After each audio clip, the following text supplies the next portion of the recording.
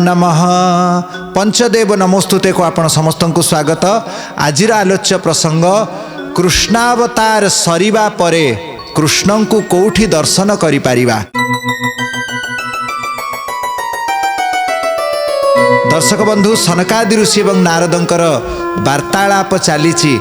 नारदंक मनरे भक्ति देवी को पुनर्बार आविर्भाव करिवार जो संकल्प रही ताकू चरितार्थ करिवा पाई सनकादि ऋषि तांका आगरे प्रगट होइचंती।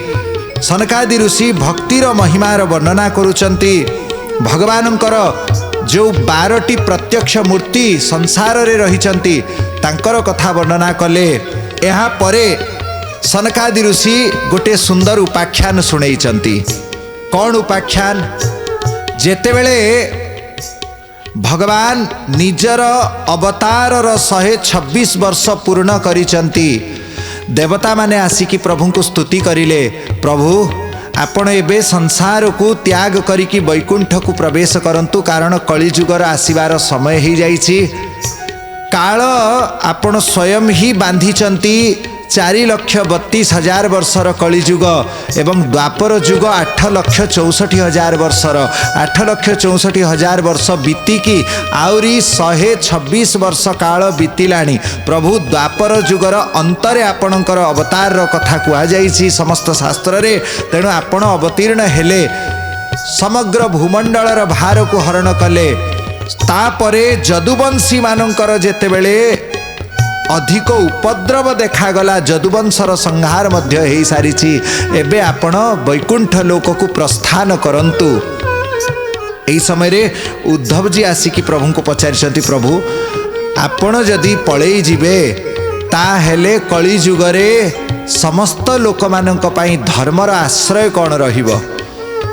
मार्ग किए देखैब? कारण आपणक अवतार सरीजीव, कलिजुगर आविर्भाव हब, कलिजुग बढ़िब, कलिजुगरे धर्म संकुचित होइजिब, तपस्या रहित लोक माने होइजिबे, सर्वत्र पाप ही पाप देखाजिब। जे सत कहब से माड़ खाइब, जे मिछ कहब से जययुक्त हब। साधु संत माने कष्ट पाइबे, दुष्ट माने प्रभावशाली होइजिबे। लोक माने भूल कथाटा को ठीक भाबिबे, ठीक कथा को भूल भाबिबे।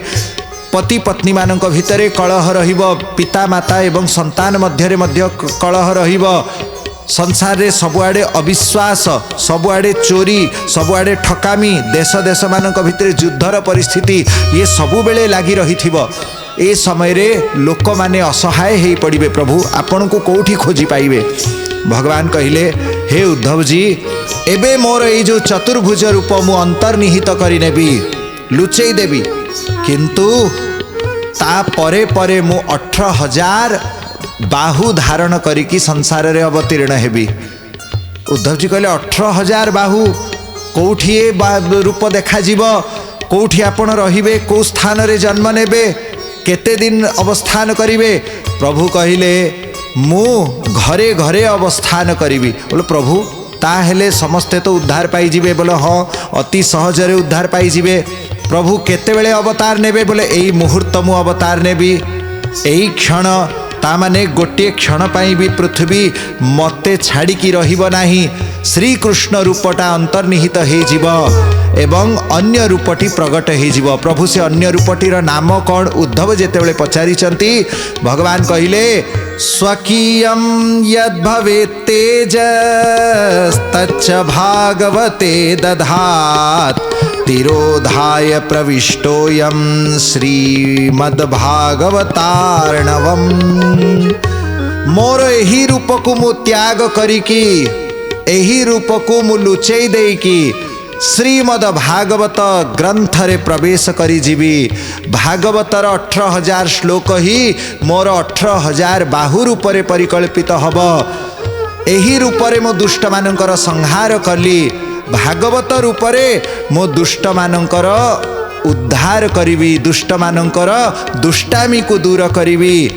एही रूप को किछि स्वल्प लोक माने दर्शन करिवार सौभाग्य पाइले। श्रीमद भागवत रूप घरे घरे प्रसिद्ध हब, घरे घरे लोक माने जानिबे, घरे घरे भागवत पढ़िकी कल्याण पाइबे, घरे घरे ही भागवतर ध्वनि गुंजिब।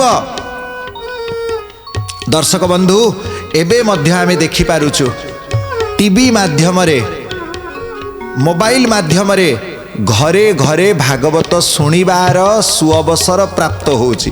जो कथा श्री उद्धव जी महाराज को प्रभु कही थिले जे मु स्वयं श्रीमद भागवत रूपरे अवतीर्ण हेबी एवं सकल कलिग्रसित जीव मानकर उद्धार करिवि, ताहा एबे चरितार्थ हेबा परि लागुची। तेणु एई सुअवसरर लाभ नियंतु, जेते पारिबे भगवानकर कथा शुणंतु, जेते पारिबे भगवानकर नाम जप करंतु, किछि लॉस हब नहीं, बरंच अशेष अशेष कल्याण ही चलिबो। आपण देखिबे आपणक जीवन रे जेते सबु विपत्ति धीरे धीरे सबु हजी जाउची, आपण देखिबे जेते दुख कष्ट धीरे धीरे सबु हजी जाउची, आनंदर स्रोत आपणक हृदय रे ही निर्झर हब।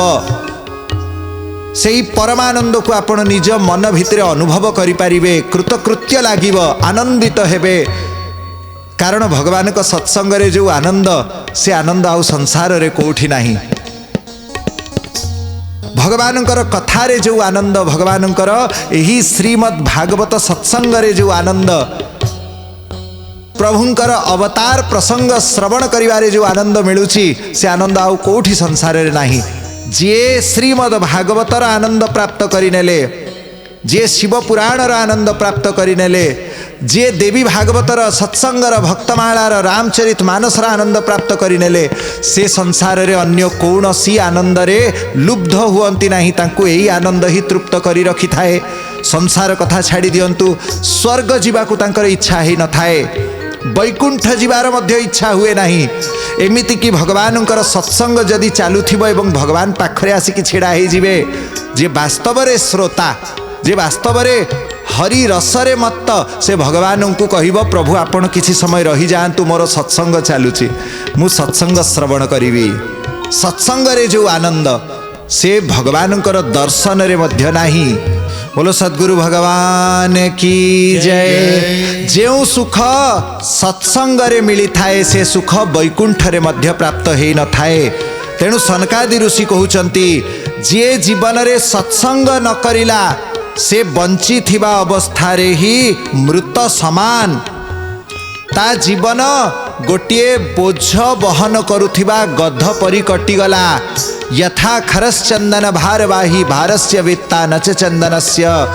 50 लाख टंकार बोझ जदि गध पिठी रे रखिदेवे, गध से बोझ भाविकी नहीं कि जीव, चंदनर मूल्य एवं चंदनर गंध गध जानी पारे नहीं। ये मनुष्य जीवनर सार्थकता कौन? सत्संग, सत्संग रूपी चंदन ये मनुष्य जीवन रे जदि अनुभव करिवे, ताहेले आमे विवेकी। अन्यथा केवल मनुष्य जीवनर भार, ये संसार चलैबार भार, ये जीवन कटैबार भार केवल अतिक्रमण करि सारिलु। ये जीवनर सार सत्संग को पाइलु नाही। संसार विषवृक्षस्य द्वे एव मधुरे फले। ये संसार रूपी विषवृक्ष रे केवल दुईटा मधुर फल अछंती। कौन? गोटे सत्संग एवं गोटे कविता। जहार ज्ञान, कवि कवितार अर्थ केवल लेखन कविता नुहे, कविर अर्थ ज्ञान। जहाँकर ज्ञान अच्छी, ज्ञान एवं सत्संग, तत्व ज्ञान, परमात्मा प्राप्ति एवं सत्संग, से प्राप्तिर मार्ग, ये ही मधुर फल अछंती संसार रे। तेणु श्रीमद् भागवत सबुठु रसमय साधन अच्छी बोली कि सनकादि ऋषि वर्णना करुचंती। जेतेबेले सनकादि ऋषि भागवतर महिमा शुणाउचंती, हरि कथार महिमा शुणाउचंती, सनकादि ऋषिंकर आखिरे लुह गड़ुची। कारण से बाटटा बतौचंती कलिजुगर महापतित मानकर सुलभ मार्ग। कहले जोग छाड़ी दियो, कारण जोगरे मध्य से फल प्राप्ति हब नाही। कलिजुगरे केही जोगी हेई पारिबे नाही। हाँ, यत्किंचित जोग करिकी लोक माने निजकू जोगी बोली कि भाबिबे, किंतु वास्तव रे जोग सिद्धि, जो जोग सिद्धि रे पृथ्वी को मध्य निज हातरे टेकिबार शक्ति जोगी माने रखिथिले। कैलास पर्वत को रावण निज मस्तक रे टेकी पारिथिला। शेषनाग एवं वशिष्ठ मुनि मध्य ये संपूर्ण पृथ्वी को, 14 भुवन को निज मस्तक रे टेकी पारिथिले। शेषनाग, वशिष्ठ मुनि निजर जोग बल रे किछि क्षण पाई एही 14 भुवन को निज हाथ रे टेकिथिले से सत्संग प्रभाव रे। दिनकर कथा भगवान शेषनाग कहिले सृष्टिर अयमारंभरू मु 14 भुवन को निज मुंड उपरे धारण करी रखिछि। एते लक्ष लक्ष वर्ष बीती गलानी एबे मु थकी पड़िछि, मो मुंड टिके बिंधुछि, तेणु मु चाहूछि केही मते टिके साहा हुअन्तु। मो मुंड बिंधा कमिबा पाई किए मते साहाय्य करिवो। तेणु समस्त देवता माने समस्त ऋषि मुनि माने पळे आसीचंती, स्वयं ब्रह्मा मध्य पळे आसीचंती।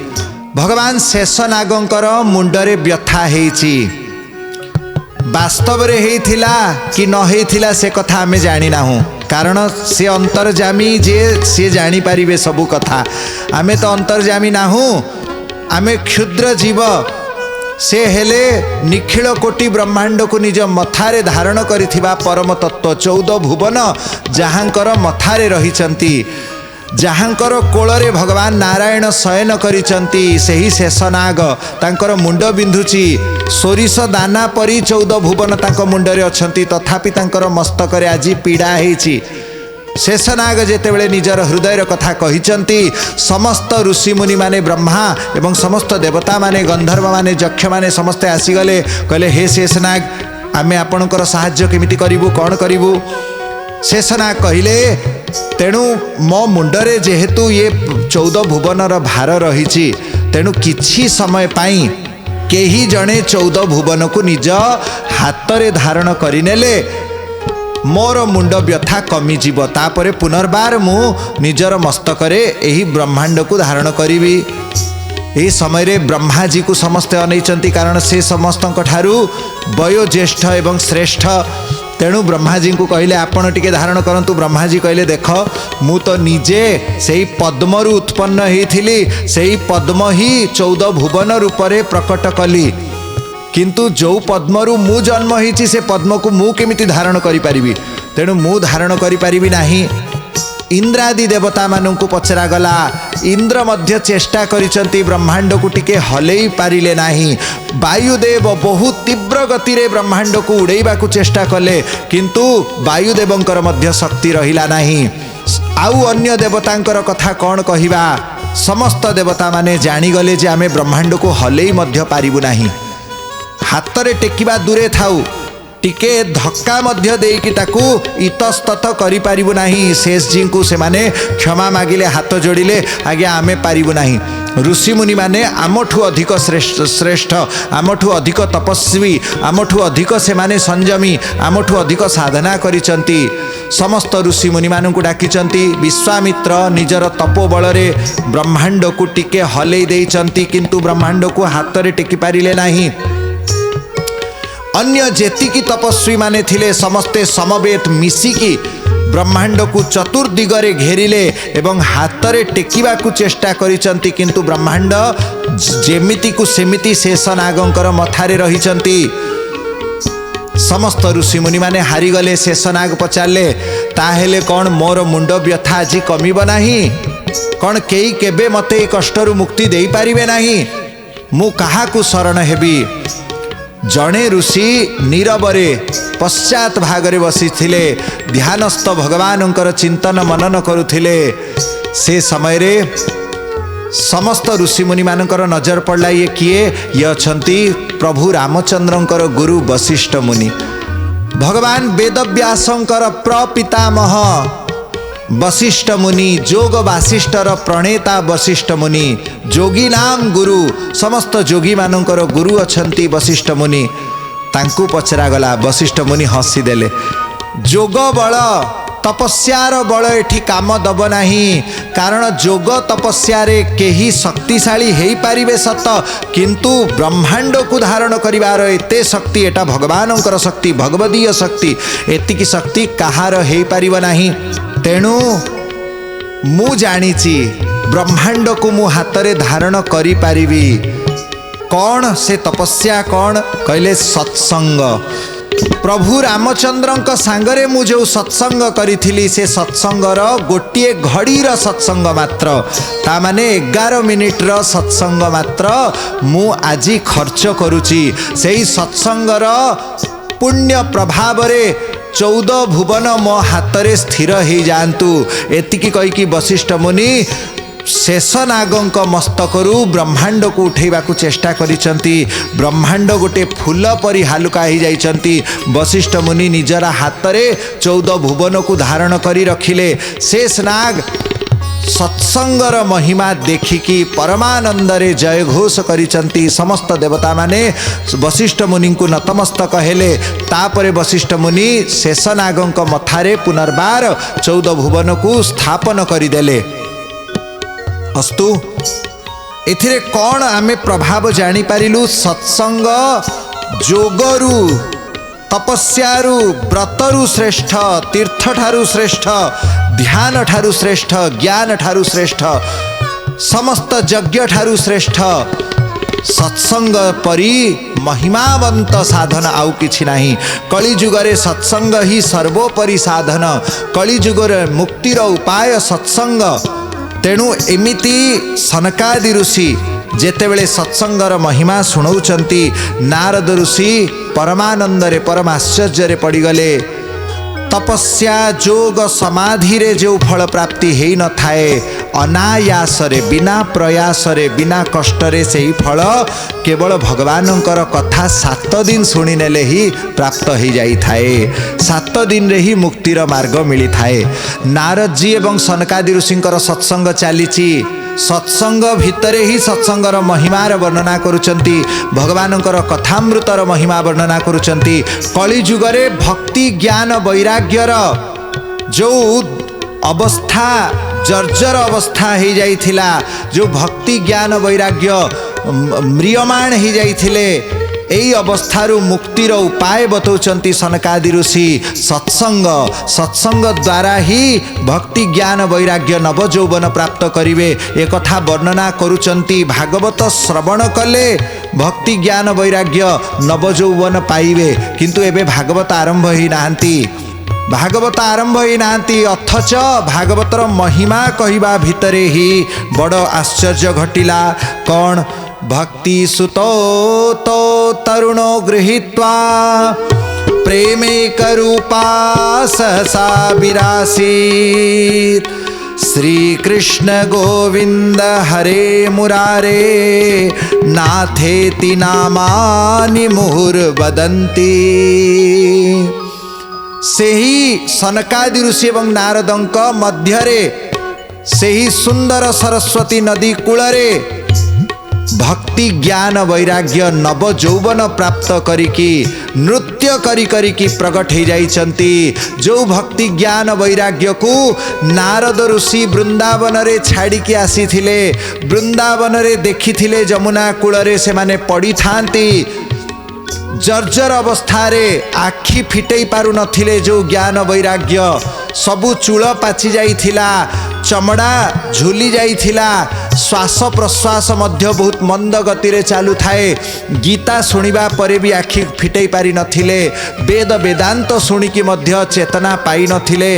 सेही अवस्था रे छाड़ी थिबा से ज्ञान वैराग्य एठी सत्संगर महिमा कहिबा अवस्था रे, श्रीमद् भागवतर महात्म्य कहिबा अवस्था रे वृंदावन रु पळे आसीचंती। एही आनंद घाट रे एठी नारद ऋषि सनकादि ऋषि भक्ति ज्ञान वैराग्य को देखिकी परमानंदित अछंती। भक्ति ज्ञान वैराग्य कौन करुचंती? 16 श्रृंगार करिचंती भक्ति देवी। ज्ञान वैराग्य 12-14 वर्षर सुंदर किशोर पिला परी अछंती। सुंदर तांकर कुंचित केश पीतांबर धारण करिचंती। 2 हाथ टेकिकी नृत्य करुचंती। कौन गाउचंती? महामंत्र गाउचंती। श्री कृष्ण गोविंद हरे मुरारे हे नाथ नारायण वासुदेव। कृष्ण गोविंद हरे मुरारे हे नाथ नारायण वासुदेव। हे नाथ नारायण वासुदेव। नाथ नारायण वासुदेव। हे नाथ नारायण वासुदेव। हे नाथ नारायण वासुदेव। श्री कृष्ण गोविंद हरे मुरारे हे नाथ नारायण वासुदेव। कृष्ण गोविंद हरे मुरारी, हे नाथ नारायण वासुदेव। बोलो भक्तवत्सल भगवान की जय। तेणु श्रीकृष्ण गोविंद हरे मुरारे नाथेति नामानि मुहुर्वदन्ति। यही नाम महामंत्र को भक्ति देवी ज्ञान वैराग्य तीन जन गायन करुचंती। दर्शक बंधु देखंतु, स्वयं भक्ति, स्वयं ज्ञान, स्वयं वैराग्य भगवान का नाम उच्चारण करुचंती। यार रहस्य कौन? भगवान का नाम उच्चारण करू करू, भगवान कीर्तन करू करू जीवन रे मध्य भक्ति ज्ञान वैराग्यंकर नवतारुण्य आसीब। कलिहत जीव आम मानक भितरे भक्ति बुढ़ी हो जाइछंती, ज्ञान बुढ़ा हो जाइछंती, वैराग्य मध्य आम जीवन रे प्राय नाहांती। एई अवस्था रे जदि आमे हरिनाम आश्रय नबा, गुरु मुखरु श्रवण करिकी हरिनाम जप करिबा, भगवानंकर नाम रे तल्लीन ही जीवा, कीर्तन करी करी आनंदित हवा, आखिरु लुह गड़िब, जानिब भक्ति आम हृदय रे प्रकट ही जाइछंती। परम भक्त श्री नाभादास गोस्वामी भक्तिर लक्षण बतैचंती। भक्ति कौन? श्री नाभादास गोस्वामी कहउचंती, भक्ति रस रूप को स्वरूप यह छवि सार, चारु हरि नाम लेत असुवन झरी है। भक्तिर वास्तव स्वरूप कौन? जदि हरिनाम कहू कहू आखिरे लुह गड़ुची, जानिब भक्ति अच्छी। जदि हरिनाम कहू कहू आखिरे लुह नाही, जानिब भक्ति नाही। तेणु एठी भक्ति देवी नाम कीर्तन करू करू प्रगट हो जाइछंती। नारद जींकर हृदय जो कोह थिला, जो दुख थिला, ताहा जी दूर हो गला। भागवत नुहे, भागवतर महात्म्य, सत्संग नुहे, सत्संगर महात्म्य शुणु शुणु ही भक्ति ज्ञान वैराग्यर उदय हेछि। तेणु दर्शक बंधु, सनकादि ऋषि एवं नारदंकर जो दिव्य वार्तालाप, ताहार सार कौन? भगवानंकर नाम कीर्तन, भगवानंकर सत्संग, भगवानंकर संथ मानंकर पाखरे बसिकी जो प्रभुंकर चर्चा ही थाए, ताहा ही कलिजुगरे सर्वोपरि साधन, समस्तंक पई सुगम, समस्तंक पई सुलभ, समस्तंक पई सबु बेले उपलब्ध। एही साधन को आमे केही छाड़िबा उचित नुहे। एही साधन को आमे भगवानंकर सेवारे लागिबा पाई एही साधन को आमे प्रयोग करिबा उचित, निजकू एही साधना रे तल्लीन करिबा उचित। अस्तु, नारद सनकादि को आउ गोटे सुंदर प्रसंग सुनैचंती। गोकर्णंकर कथा, केमिति गोटे ब्रह्म राक्षस सत्संग रे ही मुक्ति पाई गले, से सबु प्रसंग आमे श्रवण करिबा पंचदेव नमोस्तुतेर नूतन अध्याय रे। बंधेश्वराय नमः।